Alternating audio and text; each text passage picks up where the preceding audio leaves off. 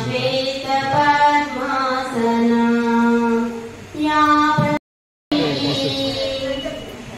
देवै सदा वन्दिता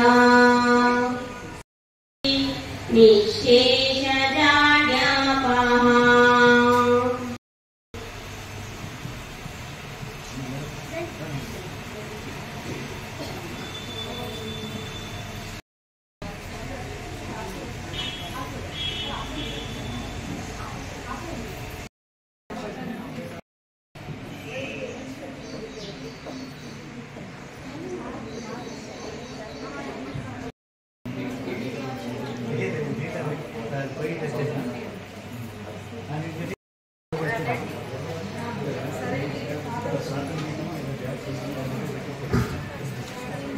నమస్సులను తెలియజేస్తూ ఈ సమావేశం లోపల కళాశాల గురించి మీ అందరికీ కూడా చిర పరిచితమే.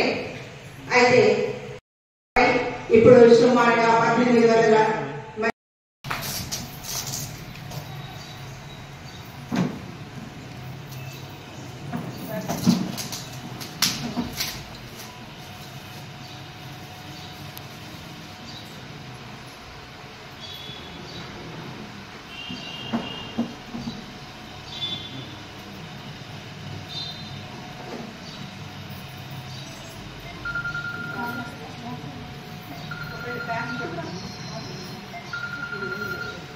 ఒకసారి మేడం చూడండి. ఏం కాదు ఇంకా ఎలా పట్టుకున్నాం.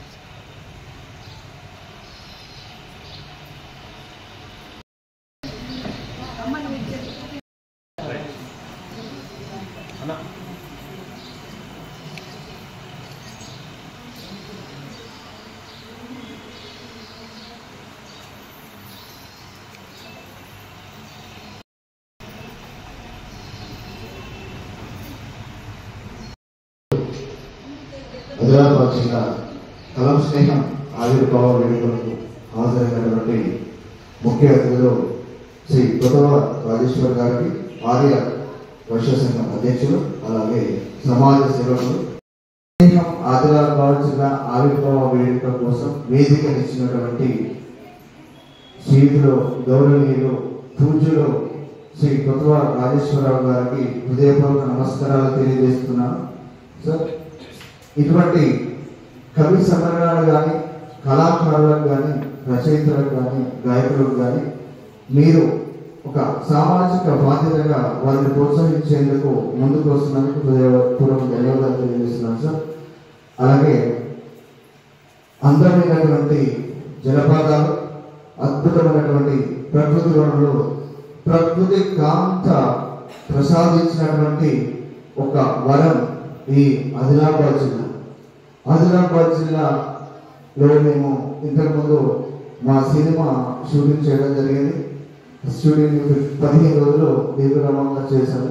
అద్భుతంగా ఈ అద్భుతమైనటువంటి ప్రకృతి ఉన్నటువంటి ఆదిలాబాద్ జిల్లాలో ఈరోజు కలం స్నేహం ఆవిర్భావ వేడుకలు జరగడం, దానికోసం ఆదిలాబాద్ జిల్లా టీం, అలాగే కలం స్నేహం నిర్మల్ జిల్లా మరియు కలం స్నేహం మంచిర్యాల జిల్లా వాళ్ళందరూ హాజరు కావడం, ఈరోజు ఈ కార్యక్రమాన్ని నిర్వహించినటువంటి కలం స్నేహం జాతీయ కన్వీనర్ రాధికా కానూర్ గారికి, అలాగే ఈరోజు ఈ దీనికి మా కలం స్నేహం తరపు నుంచి అతిథులుగా వచ్చినటువంటి జాతీయ ఉపాధ్యక్షులు హరిరమణ గారు, జాతీయ కోశాధికారి సావిత్రి వెంకటేశ్వర గారికి, అలాగే కలం స్నేహం ఆదిలాబాద్ జిల్లా ఆవిర్భావ వేడుకలు జరుపుకోవాలంట ముందుకు వచ్చినటువంటి కలం స్నేహం ఆదిలాబాద్ జిల్లా అధ్యక్షులు అన్నాభట్ గారికి హృదయపూర్వక ధన్యవాదాలు తెలియజేస్తున్నాను. ఈరోజు మా అందరి సమక్షంలో అది శ్రీయుతులు కొత్త రాజేశ్వరరావు గారు, అలాగే కలం స్నేహం సభ్యులు, అతిథులు చేతుల మధ్య నా చేతుల మీదుగా ఈరోజు హృదయలేఖి అక్షరాలను కేంద్ర బిందుగా తీసుకొని వాక్యాల వ్యాసార్థాన్ని క్రమంగా పోలిస్తూ హృదయాంతరం నుంచి రాసినటువంటి అక్షరాలే హృదయలేఖి.